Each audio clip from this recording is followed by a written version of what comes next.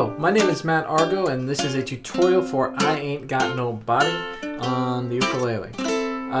If you haven't heard my rendition of this song, you can click right there to watch the video. There will also be a link for that video down in the description below.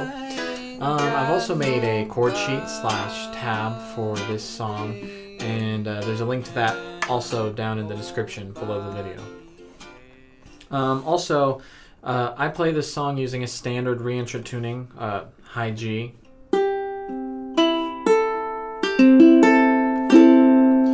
Although low G, if you have a low G, it'll probably sound fine. But if you have the option, I would probably go with the high G tuning. So the first chord in this song is F7. And that'll be played like this. Starting from the G string and going to the A string, the frets are 2, 3, 1, 3, played like that. From there to E7, which is going to be 1, 2, 0, 2, and then G half diminished 7. Which you can play by just taking your first finger and borrowing across the C string, E string, and A string on the first fret. So it'll be 0, 1, 1, 1. From there you'll go to D7, and that'll be played 2, 0, 2, 0. And then G7, 0, 2, 1, 2. From there to B flat minor, which you can play by just borrowing all 4 strings on the first fret with your first finger, and then taking your third finger and putting it down on the third fret of the G string. So 3, 1, 1, 1. And that chord is just played for a second, and then it goes to F, just regular F, not F7, 2, 0, 1, 0. Back to G7, and then C7. I actually play it like this. And in this song, there's 2 different ways I play C7, depending on what part of the song it is. And this first one, I'll call on the chord sheet C7 version 2, or V2, to distinguish the 2 different types of C7 that I play, the 2 different variations. And I play this 5th fret G string, and then 4, 3, 1,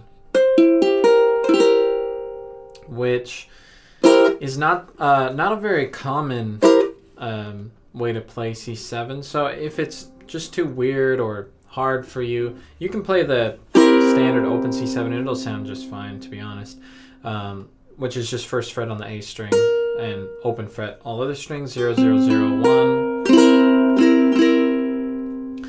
1. But this is how I usually play it in this song. And then from there, you're going back to F and then B flat. So you'll be playing the E string and A string together with your first finger on the first fret, and then the other second finger on second fret of the C string, third finger on third fret of the G string. So 3, 2, 1, 1. Back to F and then C7 version 2. So this is the other way I'm playing C7 in this song, by borrowing all 4 strings with the first finger on the third fret and then putting down your second finger on the 4th fret of the C string. So it's 3, 4, 3, 3. So that's the end of what we'll call the A section, and then from there it'll repeat it, going through those chords again. But then when you get to the G7, it holds it out for a long time. And for 2 measures, I play that normal G7, but then I go up to a G7 version 2. And that's exactly like F7, but just up 2 frets. So it'll be 4, 5, 3, 5.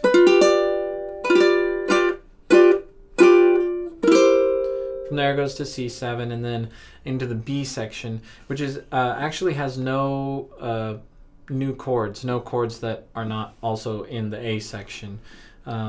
It's just F7, B flat, G7, and C7. So that's it for that, and then it goes back into the A section, and those are the chords for the whole song. So as far as strumming, as far as right hand technique, it's pretty simple. I'm pretty much just doing even quarter note down strums throughout the whole song.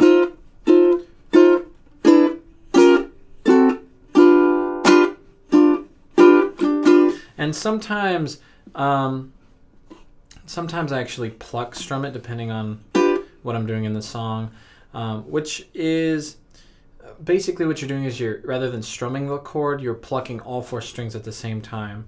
So you put your thumb on the G string, index on the C string, middle finger on the E string, and ring finger on the A string, and pluck the whole chord together like that. If you've never done that before, it takes some practice to get a good sound, I guess.